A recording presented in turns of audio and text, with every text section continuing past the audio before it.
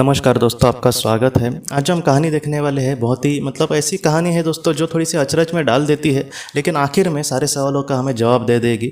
James and प्राग जी ये कहते हैं कि उनकी मुलाकात एक लड़के से एक बार हुई थी जो 20-25 साल का लड़का था। और जब वो उससे बात कर रहे थे तब जेम्स एंड प्राग जी को ये पता चला कि उसके साइड में एक कहीं ना कहीं सोल है।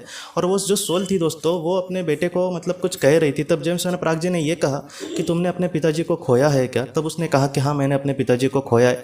तब जेम्स एंड प्राग जी ये कहते हैं कि तुम्हारे जो पिताजी है वो मुझसे ये कह रहे हैं कि जब कुछ सालों पहले दोस्तों, बहुत इस बात को साल हो गए थे, और जब ये जो बेटा है उनका 20-25 साल का, वो जब 2 साल का था तब उसके पिताजी की एक्सीडेंट में मृत्यु हो गई थी।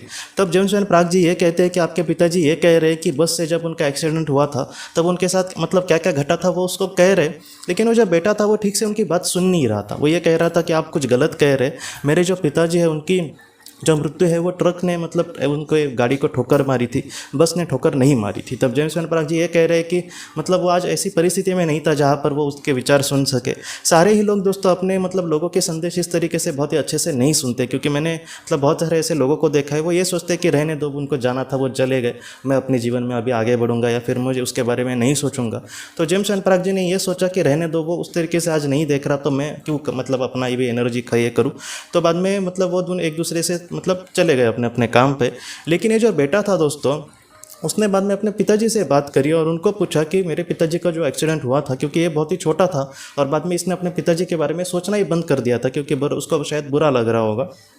तब बाद में क्या हुआ, तब उसके पिताजी को उसने ये पूछा, उसके दादाजी को, कि मेरे जो पिताजी है उनकी जो मृत्यु है वो कैसे हुई थी। तब उसने ये कहा उसके पिताजी ने कि तुम जैसे कह रहे हो कि ट्रक ने ठोकर मारी थी, वैसा उस वक्त नहीं हुआ था, एक बस के साथ ही उनका एक्सीडेंट हुआ था। और तब उनके बेटे को लगा कि हाँ, यही सच हो सकता है। और बाद में वो फिर से जेम्स एंड प्राग जी को मिलने के लिए गया और उनको कहा कि मुझे सच में माफ़ कर देना, मैंने आप पर ध्यान नहीं दिया और आपकी बातों को सीरियस से लिया भी नहीं। तुम आपने बहुत ही अच्छे से मुझे कुछ संदेश कहने की कोशिश करी, लेकिन मैंने सिर्फ आपका नहीं, मेरे पिताजी का भी अपमान किया है। तो उसको बहुत ही ज़्यादा बुरा लग रहा था। और जेम्स एंड प्राग जी के साथ जब वो बात कर रहा था तब जेम्स एंड प्राग जी ये कहते हैं कि उनके पिताजी की जो सोल थी दोस्तों, उसके पिताजी की, वो फिर से वहाँ पर आई थी और उसने अपने बेटे को इस तरीके से संदेश कहे कि बेटा, आपके लिए जो मेरा पैर है वो कभी भी कम नहीं होगा और मैं आज यहाँ पर बहुत ही खुश हूँ। और मैं जितना देख रहा हूँ, तुम बहुत ही ज़्यादा चिकित्सक हो, जैसे छोटी छोटी बातों के पर भी तुम बहुत ही ज़्यादा संदेह करते रहते हो, डाउट करते रहते हो। ये तुम्हारी आगे की ज़िंदगी के लिए अच्छा नहीं है। तुम्हें करियर पर बहुत ही अच्छे से फोकस करना होगा और वो जो लोग तुम्हारा बहुत ही अच्छे से चाहते हैं उन पर तुम्हें पूरी तरीके से भरोसा करना होगा। तुम अगर ऐसे चिकित्सक रहोगे तो तुम पर कोई भी अच्छे से प्यार नहीं करेगा और तुम्हें इन सारी चीज़ों से बहुत दुख का सामना करना पड़ सकता है। तो इस बातों से उसके बेटी की कहीं ना कहीं आंखें खुली कि वो आज जिस तरीके से ज़िंदगी जी रहा था, हो सकता है कि उसको आगे बहुत ही ज़्यादा दुख मिले ऐसी सारी चीज़ों के वजह से। और इस तरीके से उसने कहा कि हाँ पापा, मैं आपकी बातें बहुत ही अच्छे से मानूंगा। और इस तरीके से उसके पिताजी ने उसको संदेश कहे और इस तरीके से वो अपना जो बेटा था वो उसने अपने जीवन में अपने आप को इस तरीके से ढालने की कोशिश करी। ये जो कहानी है कहीं ना कहीं हमें यही सिखाती है कि हमारे जो ऊपर के लोग हैं दोस्तों, वो उनको पता होता है कि हमारा जो अच्छा है वो किस चीज़ में छुपा हुआ है। इसलिए किसी भी चीज़ को लेकर हमें ऐसा नहीं सोचना चाहिए कि मुझे ऐसा लगता है वही बराबर है। हमें लोगों की बातें सुननी चाहिए। अगर किसी का मन में कुछ स्वार्थ नहीं है हमारे लिए और वो अगर हमें कुछ अच्छे संदेश कह रहा है तो उसकी बातें मानो ही, ऐसा मैं नहीं कहूँगा, लेकिन गंभीरता से आप उसको सुनने की कोशिश करो। बाद में जब आप एकांत में हो तो उसके बारे में सोचने की कोशिश करो, कोई ऐसा मैं करूँगा तो मेरा कुछ अच्छा ही होने वाला है क्या। तो इस तरीके से आप ज़रूर कर सकते हो। लेकिन बहुत बार ऐसे भी आपने लोगों को देखा होगा जो आपके भले के लिए कुछ कह रहे हैं और हम उन्हें तुरंत नज़रअंदाज कर देते हैं, जैसे कि वो उनके फ़ायदे के लिए हमें कुछ कह रहे हैं। तो ऐसा हमें नहीं सोचना चाहिए दोस्तों। जितना हो सके हर एक इंसान जो हमारा अच्छा चाहता है उसकी हर एक बात को जितना हो सके गंभीरता से लेकर हमारे जीवन में हमें आगे बढ़ना होगा दोस्तों, क्योंकि इससे उनकी बातें सुनकर हमेशा ही उनका ही कुछ अच्छा होने वाला ऐसा नहीं होता।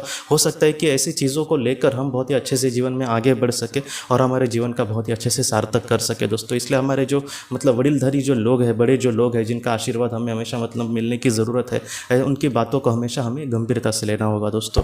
तो दोस्तों, हम अपनी अगली वीडियो में किसी नए विषय को लेकर मिलेंगे। तब तक आप अपने परिवार का ख्याल रखना। आपका बहुत बहुत धन्यवाद। ज़िंदगी की रोशनी ये एक कंसल्टेंसी है जो ऐसे लोगों को मदद करने की कोशिश करती है जिन्होंने किसी अपने को खोया है या फिर जो लोग अपने जीवन में बहुत ही ज़्यादा दुखी है।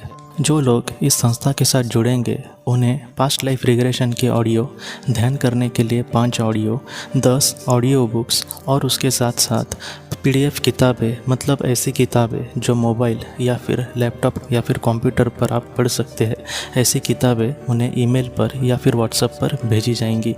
जो लोग इस संस्था के साथ जुड़ना चाहते हैं वो कृपया इस नंबर पर व्हाट्सएप मैसेज करें। आपका बहुत बहुत धन्यवाद।